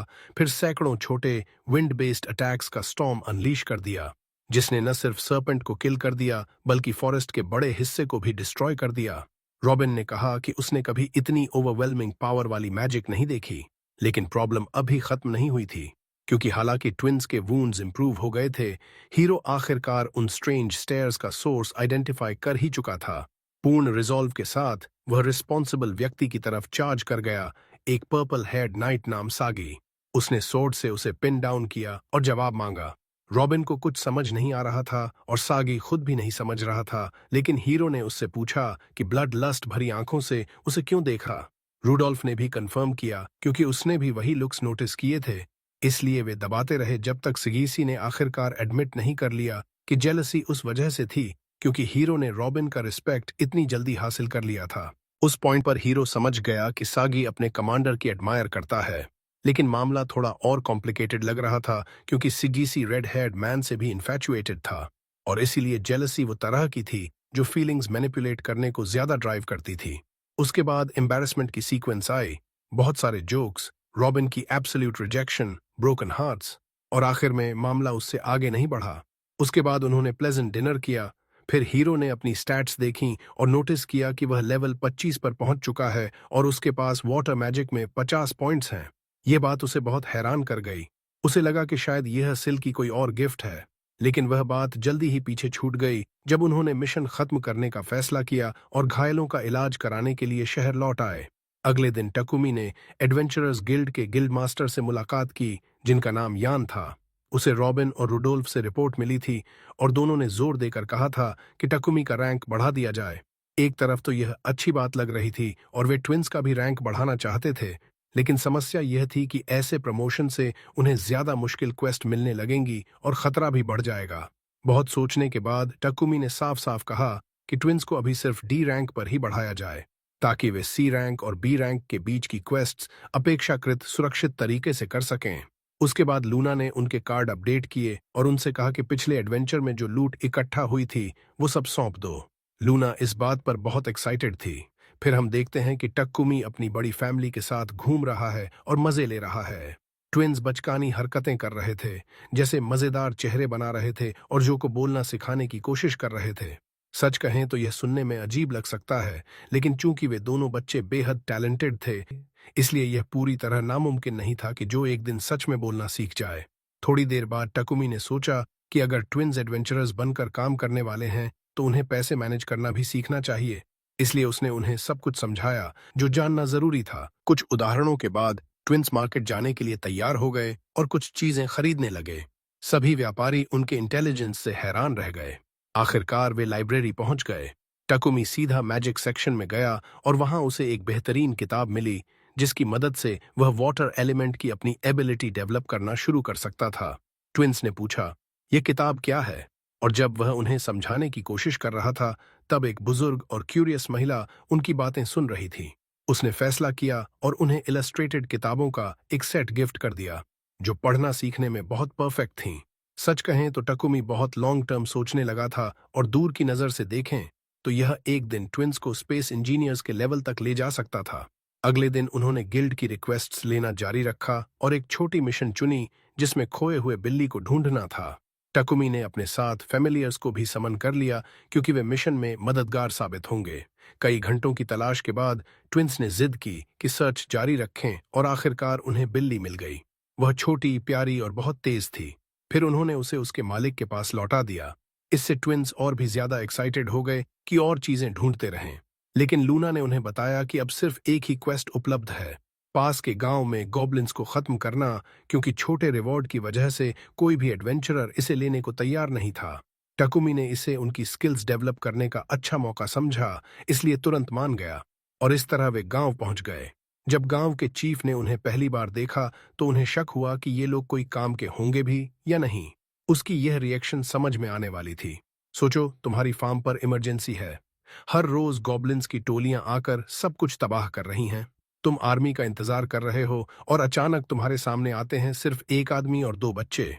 खुशकिस्मती से टकुमी समझ गया कि पहली छाप अच्छी नहीं बनी है, इसलिए उसने तुरंत अपना आइडेंटिफिकेशन कार्ड दिखाया और बताया कि वह रैंक है।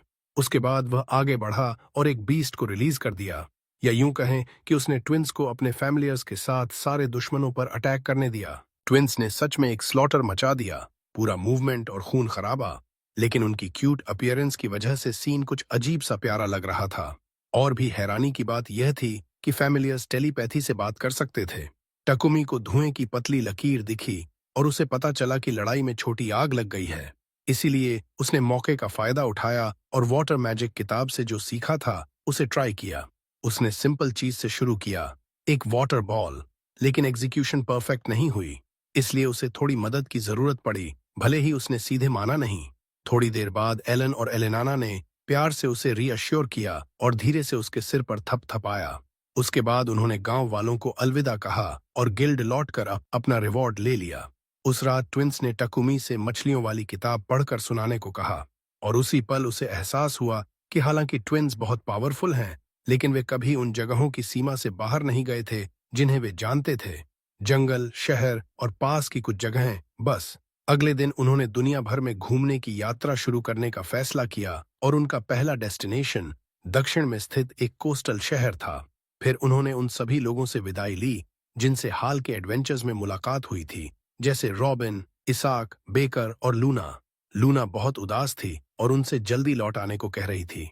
एक पल के लिए टकुमी को लगा कि शायद उसे पसंद करती है और उसकी वापसी का इंतजार कर रही है, और उसने सोचा कि वह शायद उसकी होमलैंड में छोड़ी हुई कोई स्वीट हार्ट जैसी है, जिससे उसका चेहरा शर्म से लाल हो गया। लेकिन असलियत यह थी कि वह जो चीज मिस कर रही थी वह दुर्लभ मटेरियल थे जो वे ढूंढ लाए थे। उसके बाद वे बेकर के पास गए, फिर दुकान में काम करने वाली लड़की से मिले और फिर सिल से, जो उनकी यात्रा के लिए बेहद एक्साइटेड लग रहा था, और कहा कि वह दूसरे टेम्पल में उनका इंतजार करेगा। लेकिन अचानक एक बदसूरत बूढ़ा आदमी ने उन्हें रोक लिया और घोषणा कर दी कि ये बच्चे उसके हैं। दुर्भाग्य से उसके शब्दों में कुछ सच्चाई थी, क्योंकि हमें पास्ट का एक फ्लैशबैक दिखाया गया। वह उन गुलाम बच्चों को कैरेज में लेकर जा रहा था। जब उसे मॉन्स्टर्स मिले तो उसने ट्विंस को जंगल में बेट के रूप में छोड़ दिया और खुद भाग गया। तकुमी ने तो कभी भी उसकी बात सुनने का इरादा नहीं रखा था, लेकिन ट्विंस का डर उसे कंफर्म कर गया कि बूढ़ा सच्चाई बोल रहा है और वह पूरी तरह से वायल इंसान है। ट्विंस को डिटेल्स बताने की जरूरत नहीं पड़ी।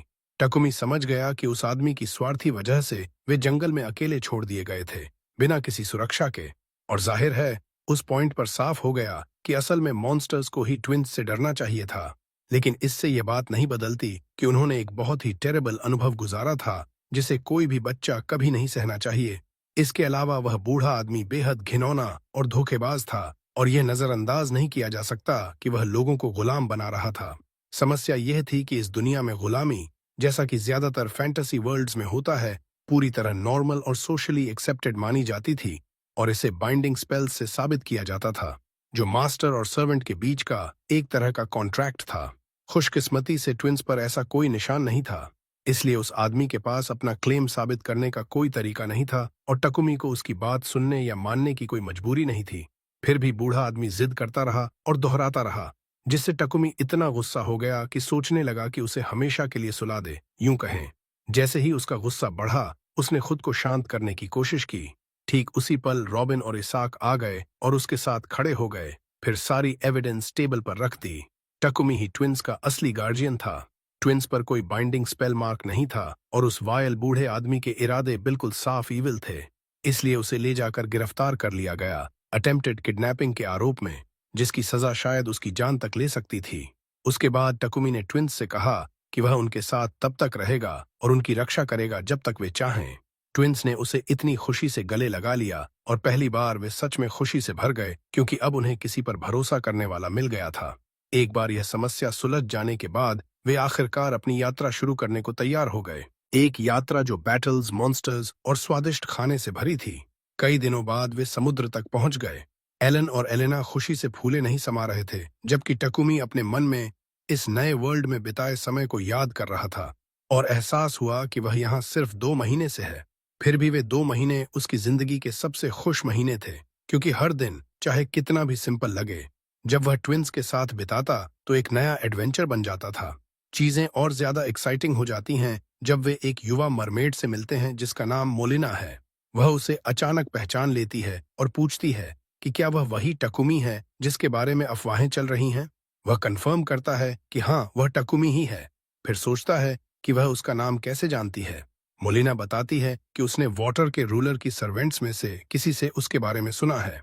वह यह भी बताती है कि उसने ट्विंस के बारे में भी सुना है, और वह इस जगह संयोग से नहीं आई, बल्कि उन्हें ढूंढ रही थी, क्योंकि लोग उनकी स्ट्रेंथ की बातें कर रहे थे और वह उनसे मदद मांगना चाहती थी अपने गांव की समस्या के लिए।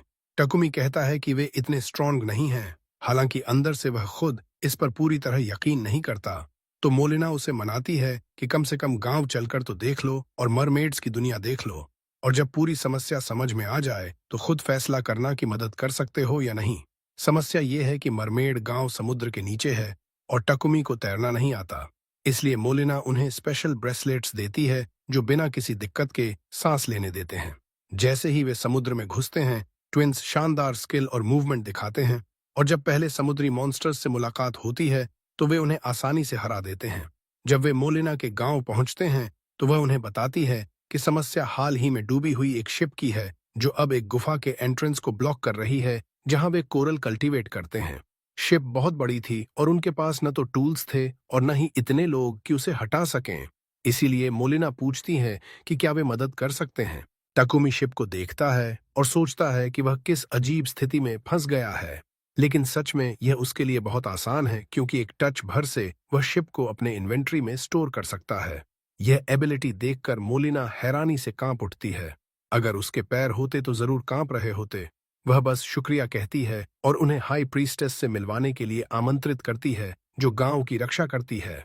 उन्हें एक विशाल पैलेस में जाना पड़ता है ताकि उस तक पहुंच सकें, और यहीं से सच में एक्साइटिंग पार्ट शुरू होता है क्योंकि जब वे प्रीस्टेस के सामने पहुंचते हैं तो उन्हें नीले बालों वाली एक मरमेड मिलती है जो उनके नाम ले लेकर बुलाती है। साफ संकेत था कि वह उनकी उम्मीद कर रही थी। वह युवती इतनी खूबसूरत थी कि टकुमी और ट्विंस दोनों ही हैरान रह गए। जैसे ही टकुमी उसे देखता है उसे लगता है कि वह किसी प्रिंसेस जैसी लग रही है, जबकि ट्विंस उसकी खूबसूरती पर मंत्रमुग्ध खड़े हैं।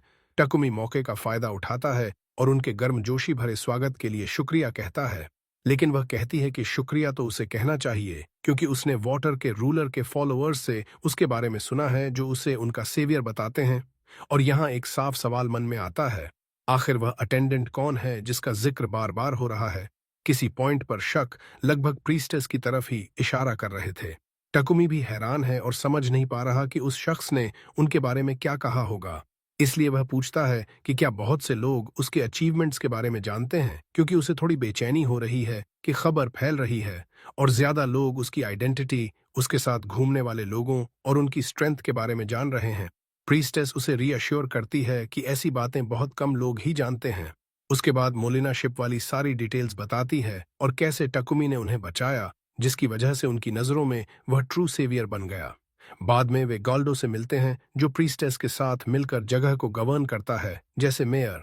वह टेडियस पॉलिटिकल और एडमिनिस्ट्रेटिव काम संभालता है, जबकि वह अपनी सुप्रीम मैजिकल पावर से रूलर से कम्युनिकेशन रखती है। और सच कहें तो वे उसके लिए सिर्फ इतना ही कर सकते हैं कि जो उसने किया उसके लिए रिवॉर्ड दें। इसीलिए प्रीस्टेस कहती है कि जो चाहे मांग लो। टकुमी का चेहरा शर्म से लाल हो जाता है और किसी को नहीं पता कि उस पल उसके मन में क्या चल रहा था। फिर उसे अपने सभी फेल्ड अटेम्प्ट्स याद आते हैं जिसमें वह सिंपल वाटर बॉल भी नहीं कास्ट कर पाया था। इसलिए वह उनसे इंटेंसिव मैजिक लेसन्स मांगता है ताकि वह इसे इस्तेमाल करना सीख सके। वह बताता है कि वाटर मैजिक के उसके पिछले सभी अटेम्प्ट्स फेल हो चुके हैं और ट्विंस ने तो पहले कभी ट्राई भी नहीं किया, मतलब वे स्क्रैच से शुरू कर रहे हैं। गॉल्डो उन्हें मदद करने का फैसला करता है, लेकिन प्रीस्टेस को लगता है कि यह अकेला काफी नहीं है जो प्रॉपर रिवॉर्ड कहलाए। फिर भी टकुमी जिद करता है कि उसे पैसे नहीं चाहिए। तब मोलिना एक और आइडिया देती है कि गांव को जो चीज नहीं चाहिए लेकिन उनके लिए बहुत यूजफुल होगी वह उन्हें दे दें। पूरी सीरियसनेस में वह उन्हें एक जगह ले जाती है जो कचरे जैसी लग रही थी, लेकिन इससे पहले कि वे गलत समझें, साफ हो जाता है कि गांव वाले जो रिफ्यूज समझते हैं वह कुछ और नहीं बल्कि मोतियों या शेलफिश से निकाले गए पत्थर हैं जिन्हें खाने के बाद निकाला जाता है। प्रीस्टेस उनसे माफी मांगती है और कहती है कि उसे थोड़ी शर्मिंदगी हो रही है कि उन्हें इस जगह लाई, लेकिन वह बताती है कि इंसान अजीब तरह से इन चीजों के प्रति हमेशा क्यूरियस रहते हैं। टकुमी कहता है कि कोई समस्या नहीं है, और सच कहें तो उनके चेहरों पर खुशी के निशान साफ दिख रहे थे। इसलिए वह मौका नहीं गंवाता और सारी चीजें अपने इन्वेंट्री में स्टोर कर लेता है। उसके बाद वे लग्जरी डिनर करते हैं जब तक मैजिक लेसन्स का समय नहीं हो जाता। वहां बुजुर्ग आदमी उन्हें मैजिक की बेसिक्स और कुछ ट्रिक्स समझाने लगता है और टकुमी एलन और एलेना की एबिलिटी देखकर हैरान रह जाता है कि वे पहली बार में ही इंस्ट्रक्शन समझ रहे हैं। गॉल्डो बेसिक्स सिखाने के बाद प्रीस्टेस के साथ वापस चले जाते हैं और ट्विंस को पूरा दोपहर प्रैक्टिस करने देते हैं जब तक एकदम अचानक बदलाव होता है। टकुमी को ध्यान जाता है कि ट्विंस पानी से आ रही किसी क्रीचर से डर गए हैं, इसलिए वो अपनी डिटेक्शन एबिलिटी इस्तेमाल करके देखना चाहता है कि वो क्या है, लेकिन सच में उसे करने की जरूरत नहीं पड़ती क्योंकि बस एक सेकंड बाद वो क्रीचर पानी की सतह से बाहर निकल आता है और पता चलता है कि वो पूरी तरह पानी से बना हुआ कोई बीइंग है।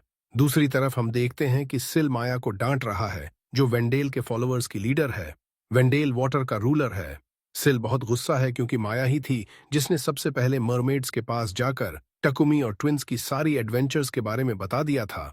जब वो पूछता है कि तूने ऐसा क्यों किया, तो माया मान लेती है कि वो बस थोड़ी देर के लिए देखने गई थी कि वो कैसे कर रहे हैं।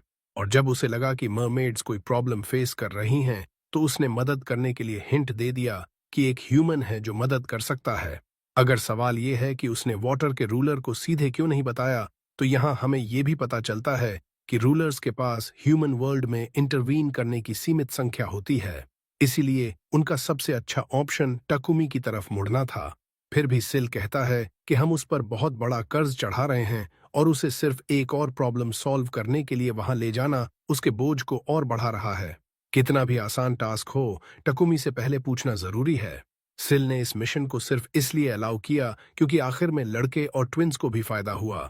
माया चली जाती है, लेकिन सिल का गुस्सा और बढ़ जाता है जब उसे याद आता है कि ये सब सिर्फ इसलिए हो रहा है क्योंकि वेंडेल आलसी है और वाटर के रूलर होने के नाते अपना काम नहीं कर रहा।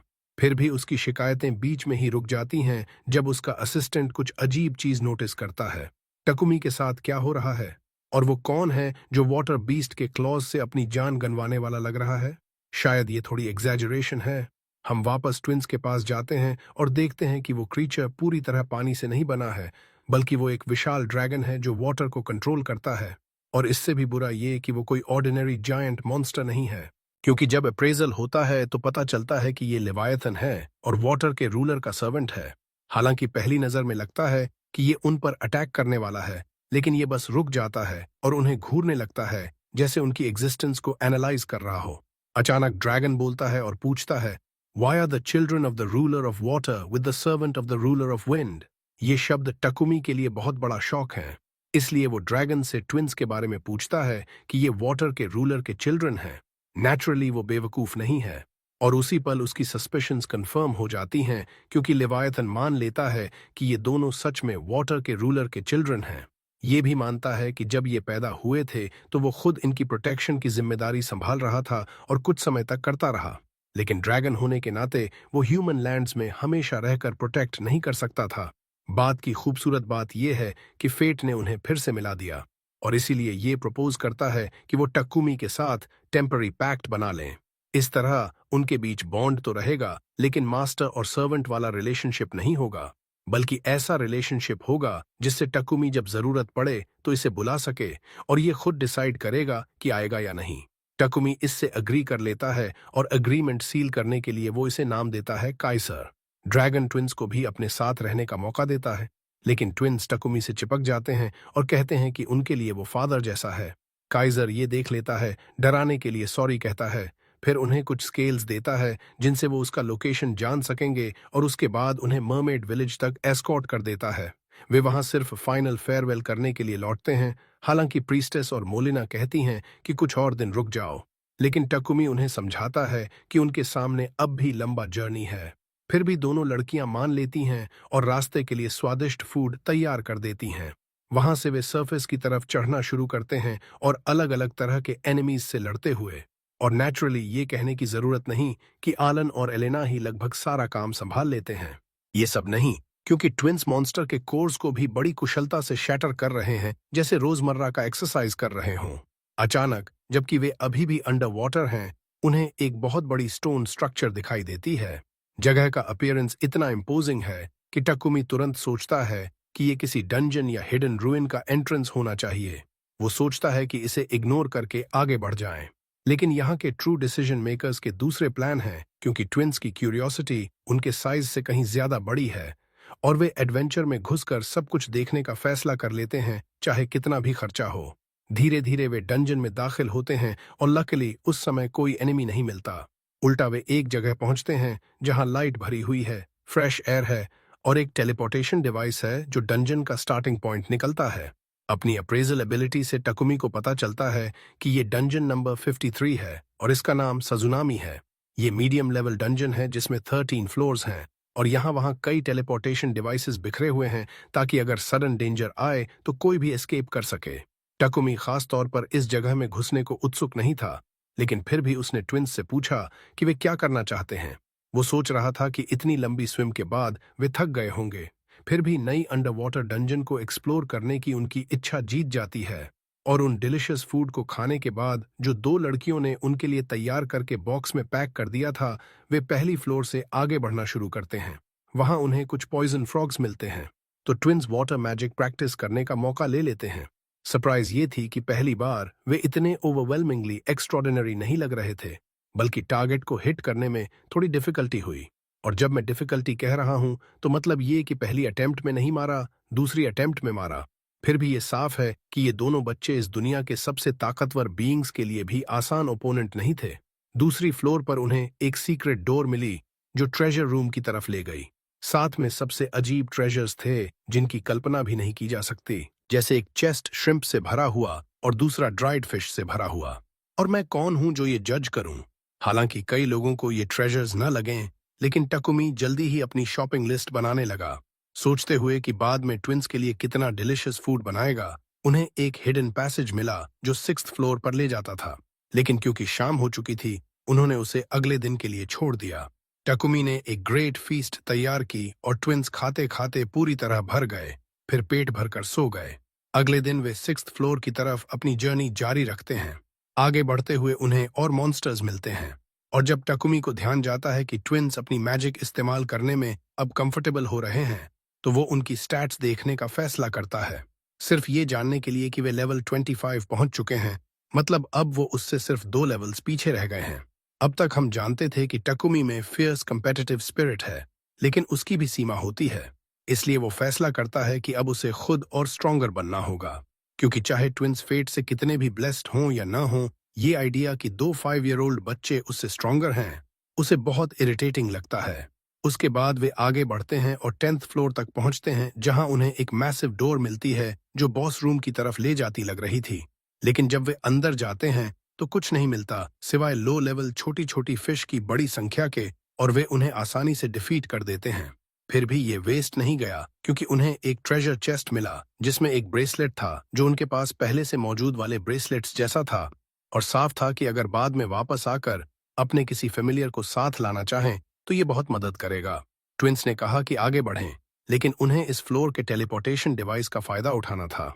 इसलिए वे डंजन के शुरू में वापस लौटे, फिर सरफेस की तरफ अपना रास्ता जारी रखा, कोस्टल सिटी को थोड़ा एक्सप्लोर किया, डिलिशियस फूड खाया, नए लोगों से मिले, जब तक वे ब्लैकस्मिथ शॉप पहुंचे जहां टकुमी ने लिवायथन स्केल्स और दूसरे स्ट्रेंज मटेरियल्स दे दिए ताकि पर्सनल ऑर्नामेंट्स और टूल्स फॉर्ज किए जा सकें जो बाद में काम आ सकें।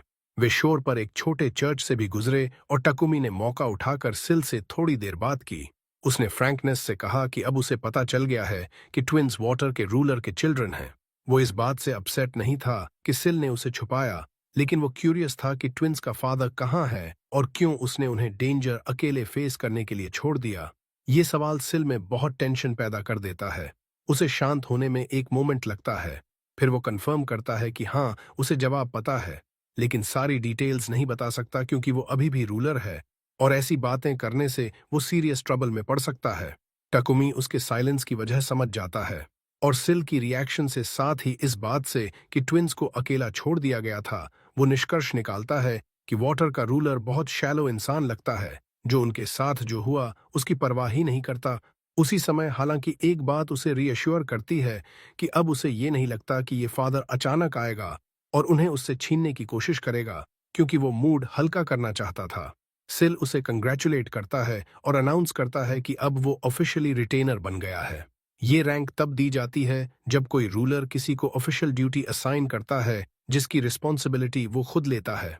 मतलब अब तक जो सिंपल चीजें वो कर रहा था वो ट्रू मिशन नहीं गिनी गई, जबकि अब उसकी ऑफिशियल ड्यूटी ये हो गई है कि रूलर के रिप्रेजेंटेटिव्स में से एक बनकर ट्विंस को रेज और एजुकेट करे। दूसरे शब्दों में उसका प्राइमरी जॉब अच्छा फादर बनना है, जो सच में वो पहले से कर ही रहा था। इसके अलावा ये ड्यूटी वाइंड से कनेक्टेड नहीं थी, जैसा कि आप कल्पना कर सकते हैं। इसका मतलब ये हुआ कि टक्कुमी अब दूसरे रूलर से भी प्रोटेक्टेड है, भले ही वो अभी भी ऑफिशियली सिल का रिटेनर ही था, जब टकुमी ने पूछा कि रिटेनर बने रहने के लिए उसे क्या करना होगा, तो रूलर ने समझाया कि ज्यादा कुछ नहीं, बस ट्विंस की देखभाल वैसे ही जारी रखनी है जैसा अब तक कर रहा है। और अगर ये काफी नहीं, तो रूलर ऑफ फायर सलामांटियल ने भी उसकी सारी अचीवमेंट्स की स्टोरीज सुन ली थीं और उसे कुछ छोटे गिफ्ट्स भेजने का फैसला किया। कारण ये था कि जो जापानीज रेसिपीज उसने दूसरों के साथ शेयर किए थे, उन्होंने इस दुनिया में क्विजीन को अनप्रेसिडेंटेड स्पीड से डेवलप कर दिया था और ये फायर के रूलर के डोमेन में आता था। इसीलिए ग्रेटिट्यूड के तौर पर उसने उसे फायर मैजिक की एबिलिटीज ग्रांट की और प्रॉमिस भी किया कि वो उसे एक नया मैजिकल बीस्ट के साथ कॉन्ट्रैक्ट ला कर देगा। बेड फेयरवेल करने के बाद टकुमी होटल की तलाश में निकल गया जहां वे रात गुजार सकें। इधर सिल बहुत बिविल्डर्ड था क्योंकि नेचुरली उसे एग्जैक्ट पता था कि आलन और एलेना का ट्रू फादर कहाँ है। वो स्काउंड्रल एटिल्डिया की एक वुमन के साथ रिलेशनशिप में आया, फिर जब वो ट्विंस के साथ प्रेग्नेंट थी तो उसे छोड़कर गायब हो गया और अब पता नहीं वो अपना टाइम कहाँ और किसके साथ बिता रहा है। टू बी ऑनेस्ट, ये रूलर्स की दुनिया में कोई सीक्रेट नहीं था और वो बिना ट्रबल में पड़े बता भी सकता था, लेकिन उसे लगा कि जो फादर एक्चुअली ट्विंस की रिस्पॉन्सिबिलिटी ले रहा है, उसके सामने ट्रू फादर की बात बताना प्रॉपर नहीं होगा, जबकि असली फादर अपनी लाइफ जैसे चाहे वैसी बिता रहा है। उसी मोमेंट रूलर ऑफ फायर प्रकट होता है जिसने सब कुछ सुन लिया था। फिर भी वो बस सिल को बताता है कि वो बीस्ट के बारे में कितना एक्साइटेड है जो उसने टकुमी को भेजा है। ये बात सिल को थोड़ा वरीड कर देती है क्योंकि सैलामांटियल अपनी इंथुजियाज्म ज्यादा बढ़ने पर एग्जैजरेट करने के लिए जाना जाता था। उसका प्रूफ जल्दी ही सामने आ जाता है क्योंकि अगले दिन जबकि टकुमी और ट्विंस शोर पर खेल रहे थे, उन्हें एक ह्यूज फायर लायन मिला जो नॉर्मल साइज से 2 गुना बड़ा था और साफ था कि ये उनका नया बीस्ट है। टकुमी ने उसे नाम दे दिया विक्टर और सरप्राइज ये थी कि चिबी फॉर्म में भी वो स्काउंड्रल इनॉर्मस ही रह गया। फिर भी वो स्काउंड्रल इनक्रेडिबली अडोरेबल भी था, इसीलिए वे उसके साथ थोड़ी देर खेलते हैं। तब तक विक्टर इधर उधर भटकता है और वापस आता है तो एक वुमेन्स लेग लेकर आता है। उस मोमेंट टकुमी एब्सोल्यूट पैनिक में चला जाता है, कन्विंस्ड कि अब उसे कॉप्स हाइड करनी पड़ेगी, लेकिन पता चलता है कि वो वुमन अभी भी अलाइव है, बस डीप स्लीप में संक हुई हुई है। जब वो उसकी स्टैट्स एग्जामिन करता है तो पता चलता है कि उसका नाम विवियानी है और वो इमेंसली पावरफुल वैम्पायर डीमन है, लेवल 54। ट्विंस थोड़े स्टार्टल्ड हो जाते हैं, लेकिन टकुमी उन्हें शांत करता है और खुद कंपोज्ड रहने का फैसला करता है क्योंकि अगर वो सिचुएशन पर कंट्रोल खो देगा तो सब केओस में बदल सकता है। नेचुरली विवियानी पहले अटैक नहीं करती, बल्कि हर मूवमेंट को केयरफुली ऑब्जर्व करती है जैसे उन्हें टेस्ट कर रही हो। टकुमी सिचुएशन एनालाइज करने लगता है। विवियानी का लेवल उनसे बहुत ज्यादा हायर था, लेकिन उनकी strategy, water magic, fire magic और फेमिलियर्स के साथ अभी भी चांस था। उसी मोमेंट पूरा एटमॉस्फेयर बदल जाता है क्योंकि पहली बार ट्विंस को हाई लेवल ओपोनेंट से फेस करने का जेन्युइन एक्साइटमेंट महसूस होता है और वे प्लानिंग करने लगते हैं, रोल्स डिवाइड करने लगते हैं। जोएल विक्टर की मूवमेंट्स पर वॉच करेगा, आलन वाटर मैजिक कंट्रोल करेगा, एलेना फिजिकल सपोर्ट देगी, जबकि टकुमी एडवांस्ड मैजिकल अटैक्स पर फोकस करेगा। उन मोमेंट्स में टकुमी को जेन्युइन प्राइड महसूस होती है क्योंकि ये दोनों बच्चे सिर्फ वाटर के रूलर के डिसेंडेंट्स नहीं थे, बल्कि वे एक दूसरे के साथ खड़े होकर अपने से फार स्ट्रॉन्गर एनिमीज का भी सामना कर सकते थे। समस्या ये थी कि उन्हें नहीं पता था कि उसे कैसे वेकअप करें, इसलिए टकुमी ने अपना दिन नॉर्मली चलाने का फैसला किया और लंच तैयार करने लगा, जैसे खुद से कह रहा हो, if she will not wake to words, perhaps she will wake to food. ये सोल्यूशन सच में इफेक्टिव साबित हुआ क्योंकि डीमननेस फूड की स्मेल से रैवनसली हंग्री होकर जाग गई, जैसे उसकी भूख जग गई हो। उसकी भूख ने ही उसे जगा दिया था, दिमाग नहीं। टाकुमी ने उसे कुछ खाना दिया और वो उसे अजीब तेजी से खा गई। थोड़ा शांत होने के बाद वो खुद को इंट्रोड्यूस करने लगी। उसने बताया कि वो एक स्पाई है और एक सीक्रेट मिशन पर आई थी, मेड के रूप में डिस्गाइज होकर। वो एक नोबल फैमिली की जांच कर रही थी जो अजीब प्रॉब्लम्स से घिरी हुई थी। मुश्किल ये थी कि काम के दौरान उसके सप्लाई खत्म हो गए थे, इसलिए उसे कुछ ट्रिक्स और संदिग्ध तरीकों से गुजरना पड़ा था। वो अजीब और उलझी हुई कहानियां सुनाने लगी। कभी कभी उसकी बातें बेतरतीब हो जाती थीं, लेकिन ट्विंस को ये सब बहुत मजा आ रहा था क्योंकि पहली बार उन्हें किसी ऐसे इंसान की कहानियां सुनने को मिल रही थीं जिनकी जिंदगी उनके अपनी से बिल्कुल अलग एडवेंचर्स से भरी हुई थी। आखिर में वो अजीब लड़की उठकर जाने लगी, लेकिन जाते जाते उसने टाकुमी से पूछा कि ट्विंस से उसका क्या रिश्ता है, क्या वो उनके फादर हैं या बड़े भाई। टाकुमी ने शांति से जवाब दिया कि वो खुद को उनका बड़ा भाई मानता है। ये सवाल ट्विंस का ध्यान खींच गया क्योंकि उन्हें मूल रूप से फादर शब्द का मतलब ही नहीं समझ आ रहा था। इसलिए वो टाकुमी को बड़े क्यूरियस नजरों से देखने लगे और उससे इसके बारे में पूछने लगे। टाकुमी ने उनके सवाल का मतलब समझ लिया और जान गया कि उन्हें अभी तक फैमिली का मतलब भी नहीं पता, क्योंकि हाल ही तक वो जंगल के बीच में अकेले रहते थे, सिर्फ एक दूसरे पर निर्भर रहकर। इसलिए वो बैठ गया और धीरे धीरे उन्हें समझाया कि फैमिली का मतलब है वो लोग जो तुम्हारी रक्षा करते हैं, तुम्हारी केयर करते हैं और चाहे कुछ भी हो जाए तुम्हारे साथ रहते हैं। उसने ज्यादा जटिल डिटेल्स में नहीं गया, लेकिन आखिर में शांत मुस्कान के साथ उसने कहा कि अब वो एक फैमिली हैं और यही सबसे ज्यादा मायने रखता है। बस ये एक वाक्य काफी था कि ट्विंस मुस्कुरा पड़े और उसके करीब आ गए, जैसे पहली बार उन्हें सच्ची स्थिरता का एहसास हो रहा हो। अगले दिन उन्होंने फैसला किया कि नई सिटी में एडवेंचरर्स गिल्ड देखने जाएंगे। जैसे ही वो अंदर घुसे, रिसेप्शनिस्ट पूरी तरह स्तब्ध रह गई जब उसने देखा कि टाकुमी एक रैंक है। वो बार बार उस कार्ड को घूर रही थी, जैसे यकीन ही नहीं हो रहा हो। और सबसे महत्वपूर्ण बात, जब उन्होंने साझानामी डंजन की डिस्कवरी के बारे में सुना तो गिल्ड के अंदर का माहौल पूरी तरह उलट पुलट हो गया। रिसेप्शनिस्ट बहुत ज्यादा एक्साइटेड हो गई और वो टाकुमी से हर छोटी छोटी डिटेल पूछती रही। आखिरकार टाकुमी ने उसे पूरी कहानी बता दी, शुरुआत से लेकर जब उन्होंने एंट्रेंस ढूंढा और फिर फ्लोर्स की पहली एक्सप्लोरेशन तक। बताते चलें कि नई सिटी का नाम बाय था, एक बहुत एक्टिव कोस्टल सिटी जो मूवमेंट, कॉमर्स और टूरिज्म से भरी हुई थी। आइजैक की रिकमेंडेशन से वो मिस्टर रिस्नर से मिले, जो उनके बड़े भाई थे। उन्होंने उन्हें गर्मजोशी से वेलकम किया, क्योंकि उन्हें आइजैक से पहले ही उनके बारे में पता चल चुका था। जब टाकुमी ने उन्हें डंजन डिस्कवर करने की बात बताई तो वो इंसान बेहद एक्साइटेड हो गया, क्योंकि उसके इलाके में नया डंजन आने से पूरी सिटी की इकोनॉमी बदल सकती थी। इस दुनिया में डंजन को सच्चा खजाना माना जाता है, क्योंकि वो हर तरफ से एडवेंचरर्स को अपनी तरफ खींचते हैं। इसका मतलब होता है ज्यादा विजिटर्स, होटल्स, रेस्टोरेंट्स और मर्चेंट्स के लिए ज्यादा बिजनेस। और आधुनिक कम्युनिकेशन के बिना भी इस दुनिया में खबरें डरावनी तेजी से फैलती हैं, खासकर एडवेंचरर्स के बीच।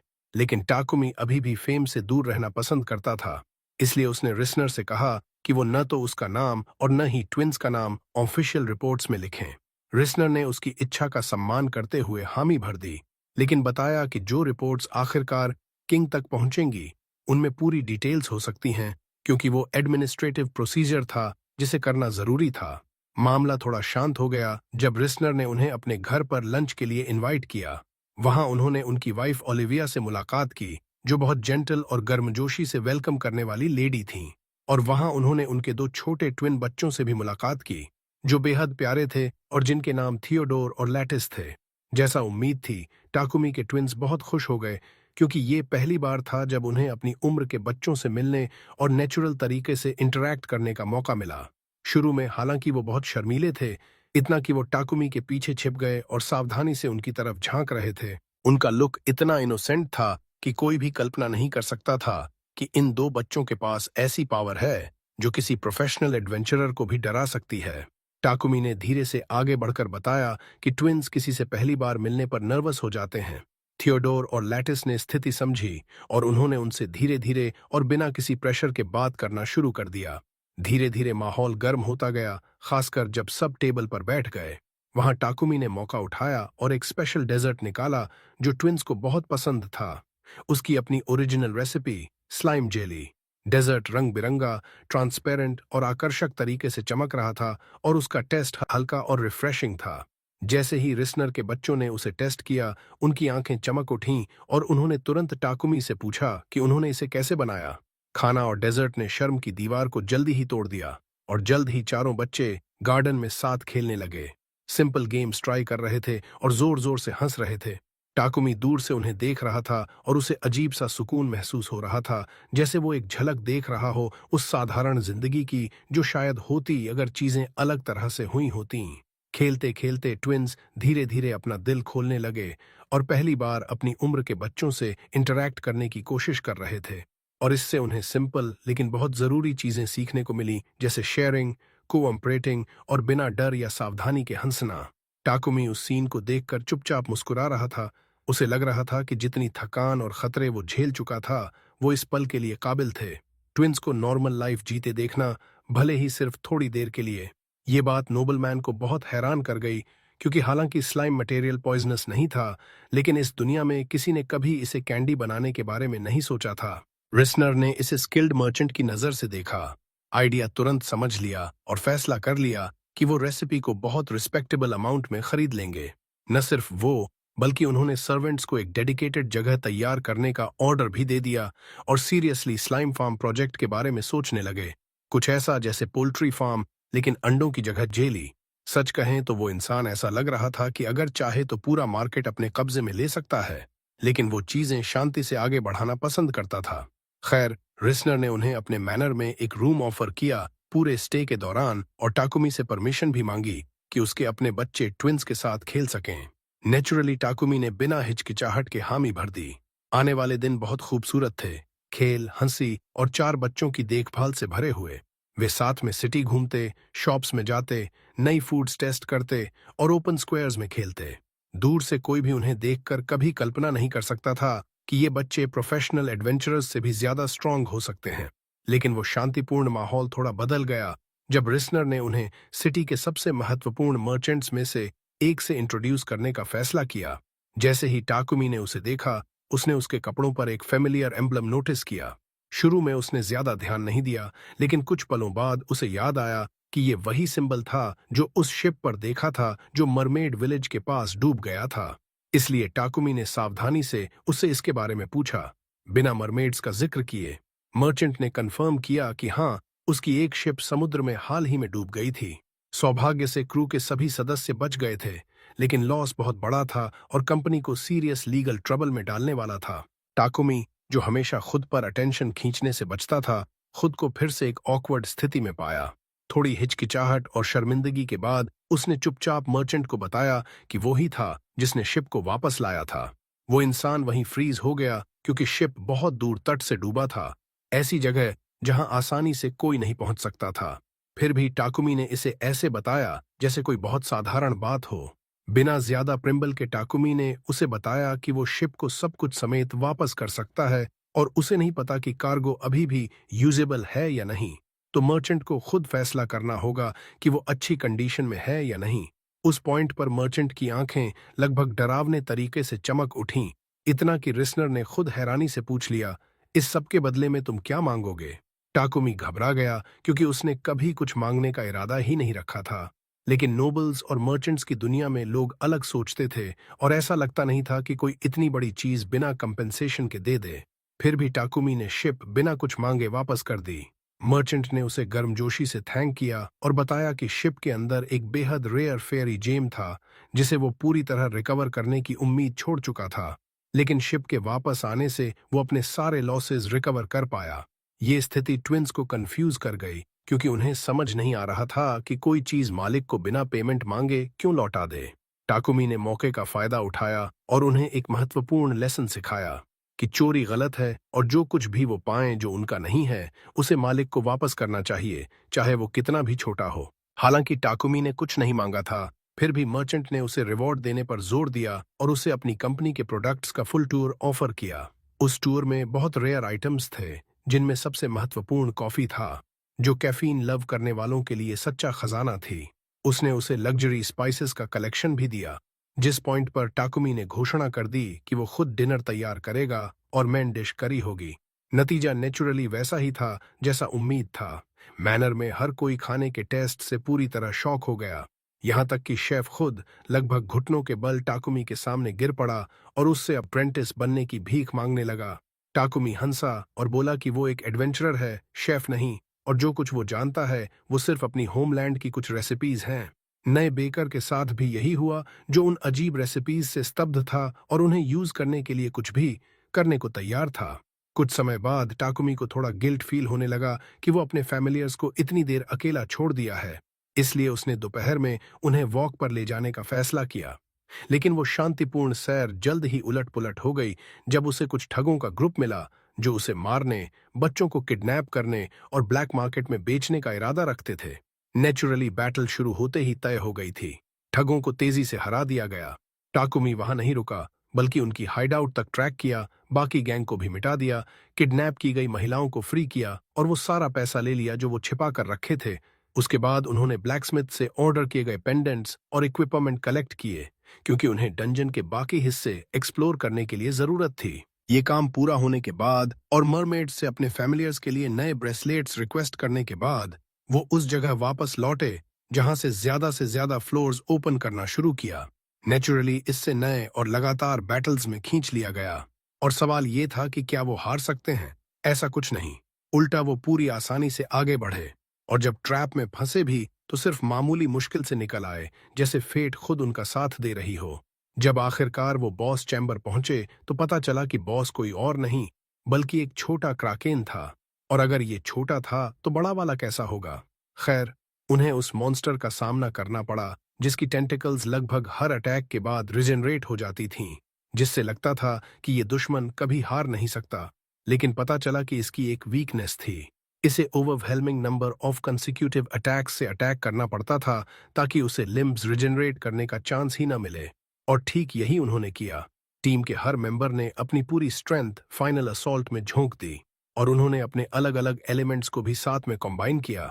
इस तरह उन्होंने बॉस को डिफीट कर दिया और ट्रेजर क्लेम किया, जो एक बहुत पावरफुल स्वॉर्ड था जो फायर मैजिक से चार्ज्ड था। कुछ समय बाद जब वो रिस्नर मैनर वापस लौटे तो एलन और एलेना अपने नए दोस्तों को अपनी लेटेस्ट एडवेंचर की हर डिटेल बता रहे थे। अजीब बात यह कि वहां उन्हें रॉबिन और आइजैक मिल गए। दोनों उन्हें कैपिटल ले जाने आए थे ताकि किंग से मुलाकात हो सके। हाँ, अपनी अननोटिस्ड रहने की सारी कोशिशों के बावजूद टाकुमी अब भी स्टोरी का हीरो था और उसने अपने अचीवमेंट्स की वजह से अपना नाम पैलेस के हॉल्स तक पहुंचा दिया था। शुरू में उसे किंग ऑफ गार्डिया से मिलने का आइडिया ज्यादा पसंद नहीं आया, क्योंकि उसे पता था कि इतनी पावर वाले किसी से डील करना अतिरिक्त ट्रबल ला सकता है, लेकिन साथ ही वो इनकार भी नहीं कर सकता था। ट्विंस से कंफर्म करने के बाद कि उन्हें कोई प्रॉब्लम नहीं है, वो मान गया। इसलिए एलन और एलेना ने बले में अपने आखिरी दिन नए दोस्तों के साथ एंजॉय किए।